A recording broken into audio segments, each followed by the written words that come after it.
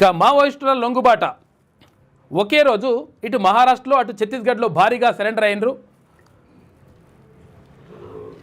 Maharashtra CM Fadnavis ఎదుట 60 మందితో లొంగిపోయిన మల్లోజుల వేణుగోపాల్.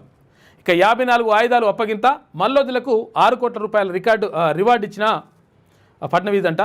ఛత్తీస్గఢ్లోని సుక్మాలో 27 మంది, తర్వాత కొండగావ్లో మరొకరు లొంగుబాటు అని చెప్పేసి ఒక వార్త కనిపిస్తూ ఉంది. జనంలో కలిసేందుకు కాంకేట్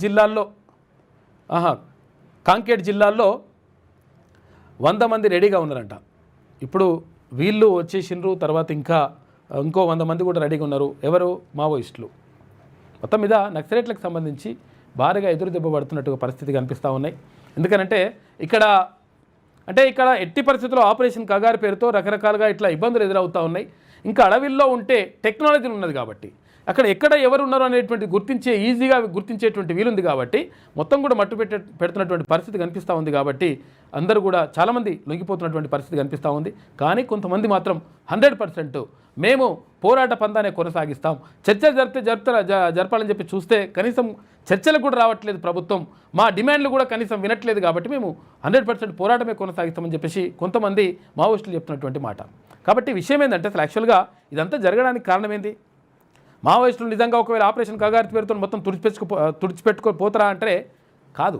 ఎందుకనంటే అక్కడ ఉన్నటువంటి వాళ్ళు ఏదైతే అనుకుంటున్నారో ఆ భావజాలానికి సంబంధించినటువంటి సమస్యల పరిష్కారం జరిగితే అది సమసిపోతుంది. అట్లా కాకుండా నేను మనుషులను చంపేస్తామంటే గతం నుంచి కూడా చంపేసుకుంటూ వచ్చారు. అయిపోయిందా?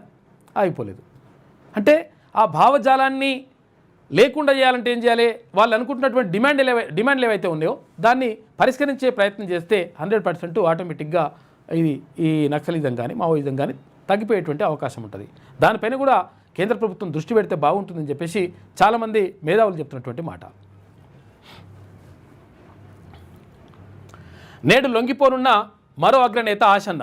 ఆయన వెంట 70 మంది కూడా వస్తారట. ఆశన్న స్వస్థలం ములుగు జిల్లా లక్ష్మీదేవిపేట. ఐపీఎస్ ఉమేష్ చంద్ర, మాధవరెడ్డి హత్యలో ప్రధాన సూత్రధారి, చంద్రబాబుపై జరిగినటువంటి అలిపిరి బ్లాస్టింగ్లోనూ ఆయనే మాస్టర్ మైండ్ అంట. ఎవరు? ఆశన్నకు సంబంధించి. మావోయిస్టులు వరుసగా లొంగుబాట పడుతున్నారు. దండకారణ్యం వీడి ఆయుధాలు అప్పగించి సరెండర్ అవుతున్నారు. బుధవారం ఒక్కరోజే ఇటు మహారాష్ట్రలో అటు ఛత్తీస్గఢ్లో భారీగా నక్సల్స్ లొంగిపోయారు. మావోయిస్టు పార్టీ అగ్రనేత, కేంద్ర కమిటీ సభ్యుడు మల్లోజుల వేణుగోపాల్ వంటి వారు ఇందులో ఉన్నారు. 60 మంది మావోయిస్టులతో కలిసి మల్లోజుల మహారాష్ట్ర సీఎం దేవేంద్ర ఫడ్నవీస్ ఎదుట సరెండర్ అయ్యారు. ఇది జరిగిన గంటల వ్యవధిలోనే ఛత్తీస్గఢ్లోని సుక్మా జిల్లాలో 27 మంది మావోయిస్టులు లొంగిపోయారు.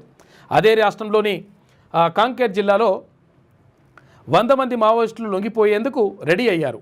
ఇక మావోయిస్టు మరో అగ్రనేత తక్కల్లపల్లి వాసుదేవరావు ఆలియాస్ ఆశన్న గురువారం అంటే ఇవాళ ఛత్తీస్గఢ్ సీఎం ఎదుట లొంగిపోనున్నట్లుగా ప్రచారం జరుగుతుంది. ఆయన వెంట 70 మంది మావోయిస్టులు కూడా సరెండర్ అవుతున్నారన్న చర్చ జరుగుతున్నది. ఆపరేషన్ కగార్లో భాగంగా ఈ ఏడాది మేలో పార్టీ కేంద్ర కమిటీ కార్యదర్శి నంబాల కేశవరావు ఆలియాస్ బసవరాజును భద్రతా బలగాలు ఎన్కౌంటర్ చేశాక మావోయిస్టు పార్టీ రెండుగా చీలిపోయింది. ఆయుధాలను వీడాలన్న మల్లోజుల లేఖతో అంతర్గత విభేదాలు తారాస్థాయికి చేరి తాజా లొంగుబాట్లకు దారితీశాయి. మావోయిస్టు పార్టీ గతంలో ఎన్నడూ లేనంతగా సంక్షోభం ఎదుర్కొంటున్నది. వాస్తవం కూడా. తుపాకీని అప్పగించిన మల్లోజుల.